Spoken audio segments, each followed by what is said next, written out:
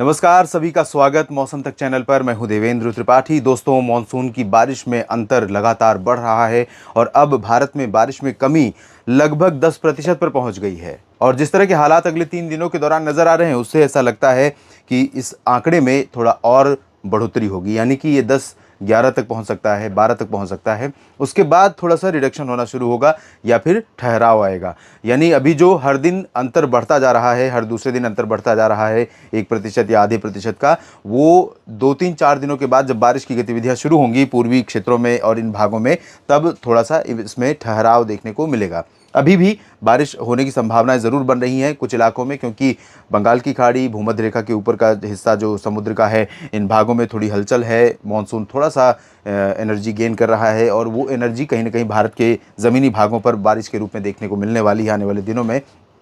आज कैसी स्थिति रहेगी, इसकी बात अगर करें तो पूर्वोत्तर भारत से शुरुआत करूंगा। यहाँ पर पूर्वोत्तर भारत में अरुणाचल प्रदेश और असम तथा नागालैंड, मणिपुर, मिजोरम, त्रिपुरा, इन भागों में कई जगहों पर हल्की तो कुछ स्थानों पर मध्यम बौछारें गिर सकती हैं। और मेघालय में भी, असम के पश्चिमी हिस्सों में, उप हिमालय, पश्चिम बंगाल, सिक्किम में भी हल्की वर्षा कहीं कहीं पर और कहीं पर मध्यम बौछारें गिरने की संभावना नजर आ रही है। जबकि बिहार, झारखंड, पश्चिम बंगाल, इन तीनों पूर्वी क्षेत्रों में, पूर्वी राज्यों में लगातार ड्राई वेदर बना रहेगा, शुष्क मौसम रहेगा। उत्तर पश्चिमी दिशा की हवाएं यहाँ पर जो चल रही थी, उनमें थोड़ा सा परिवर्तन आपको आज से नजर आएगा।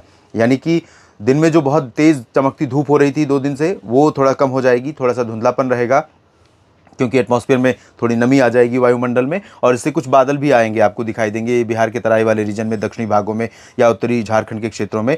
तो ये बादल हालांकि बारिश देने वाले नहीं होंगे। और हवाओं में नमी होने की वजह से उमस बढ़ जाएगी और मैक्सिमम टेम्परेचर में थोड़ी सी गिरावट देखने को मिल सकती है। मध्य भारत की बात अगर मैं करूँ तो यहाँ पर ओडिशा के दक्षिणी भाग, छत्तीसगढ़ के दक्षिणी भाग और अंबिकापुर, पेंड्रा रोड, ये कोरिया सरगुजा का जो रीजन है, उत्तरी हिस्सा, इन भागों में कुछ स्थानों पर हल्की वर्षा होने की संभावना रहेगी। मध्य प्रदेश के पूर्वी हिस्सों में रीवा, सीधी, सिंगरौली और जबलपुर, कटनी, शहडोल, अनूपपुर, डिंडोरी, मांडला, बालाघाट, होशंगाबाद, छिंदवाड़ा, बैतूल, नरसिंहपुर, बैतूल में कम चांसेस रहेंगे, नरसिंहपुर तक चांसेस बारिश के रहेंगे, क्योंकि हवाओं की मिक्सिंग है, ड्राई और मॉइस्चर वाली हवाएं इधर से चल रही हैं अरब सागर से, और माफ कीजिएगा, पश्चिमी हवाएं, शुष्क हवाएं उत्तर भारत के मैदानी भागों से होते हुए नीचे की तरफ आ रही हैं उत्तर प्रदेश के पूर्वी भागों पर। और इन हवाओं के प्रभाव से, दोनों हवाओं के मिलने की वजह से यहाँ पर थोड़ी गतिविधियां संभावित रहेंगी।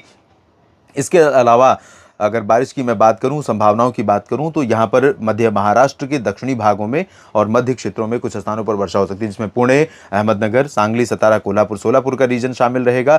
और इधर सूरत, नर्मदा, डांग, तापी, भरूच, वलसाड़, नवसारी से लेकर मुंबई और सिंधुदुर्ग, गोवा के बीच में, यानी कोंकण गोवा का जो रीजन है, इन भागों में कुछ स्थानों पर हल्की वर्षा देखने को मिल सकती है। महाराष्ट्र के विदर्भ में भी चंद्रपुर, गढ़चिरौली, यानी विदर्भ का जो दक्षिणी हिस्सा है, तेलंगाना सटा हुआ, इन भागों में कुछ स्थानों पर वर्षा देखने को मिल सकती है। इसके अलावा तेलंगाना में थोड़ी बहुत बारिश होगी, आंध्र प्रदेश में थोड़ी बहुत बारिश तटीय इलाकों में होगी और आंतरिक इलाकों में तथा आंतरिक कर्नाटक के क्षेत्रों में कुछ स्थानों पर हल्की से मध्यम बौछारें गिर सकती हैं।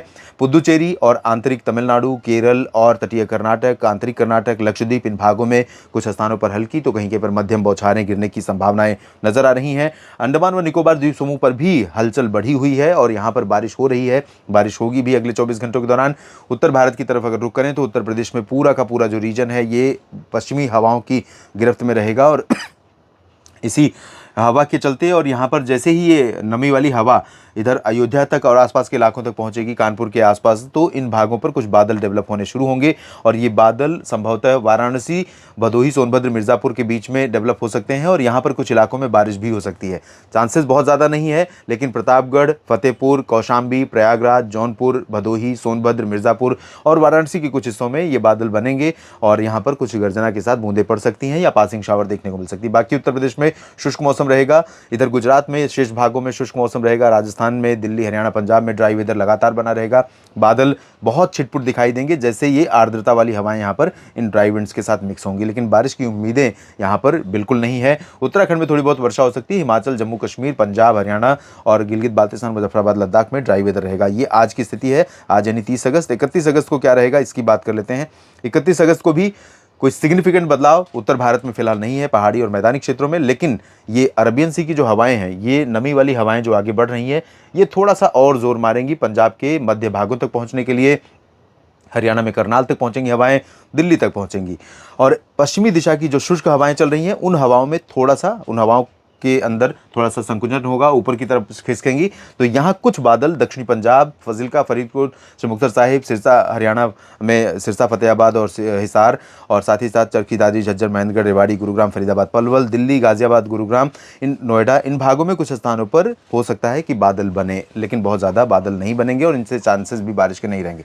हिमाचल और उत्तराखंड में लाइट रेन की संभावना है। बाकी उत्तर भारत के मैदानी और पहाड़ी क्षेत्रों में ड्राई वेदर रहेगा।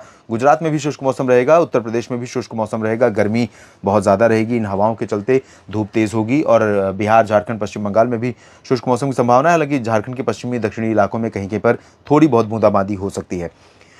दक्षिण पूर्वी मध्य प्रदेश और छत्तीसगढ़ तथा ओडिशा के दक्षिणी भाग और इधर आंध्र प्रदेश के उत्तरी तटीय इलाके, तेलंगाना, महाराष्ट्र का मध्य हिस्सा और कोंकण, गोवा, इन भागों में कई जगहों पर हल्की से मध्यम बौछारें गिर सकती हैं। कर्नाटक के आंतरिक इलाकों में, तटीय इलाकों में और केरल, तमिलनाडु, इन भागों में कई जगहों पर बारिश होने की संभावना है। लक्षद्वीप में भी बारिश होगी। बाकी पूर्वोत्तर में दक्षिणी क्षेत्रों में ज़्यादा वर्षा होने के संकेत दिखाई दे रहे हैं। और ये रहा नया महीना, यानी सितंबर, मानसून का आखिरी महीना और पहला दिन।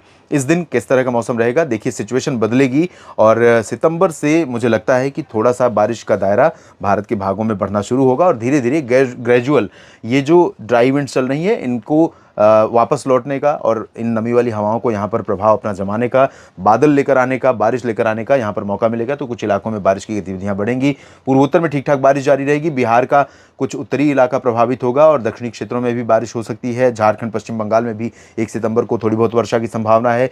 छत्तीसगढ़, ओडिशा और मध्य प्रदेश, इन भागों में भी बारिश बढ़ेगी। और साउथ में तमिलनाडु, पुदुचेरी, केरल, कर्नाटक और आंध्र प्रदेश के रायलसीमा, इन भागों में भी वर्षा की संभावना बढ़ने की है। महाराष्ट्र में, विदर्भ में बारिश बढ़ेगी। मध्य प्रदेश के दक्षिण पूर्वी भागों में बारिश बढ़ेगी। बाकी जगहों पर फिलहाल अभी ड्राई वेदर रहेगा, लेकिन उत्तर प्रदेश के तराई वाले रीजन और उत्तराखंड में कुछ स्थानों पर वर्षा बढ़ने की संभावना नजर आ रही है। धीरे धीरे 2, 3, 4, 5 सितंबर के बीच में देश के तमाम इलाकों में बारिश की बढ़ोतरी की उम्मीद कर सकते हैं। इस बुलेटिन में फिलहाल इतना ही। बने रहिएगा मौसम तक चैनल के साथ। जानकारियाँ लगातार आपके साथ शेयर करता रहूँगा। धन्यवाद।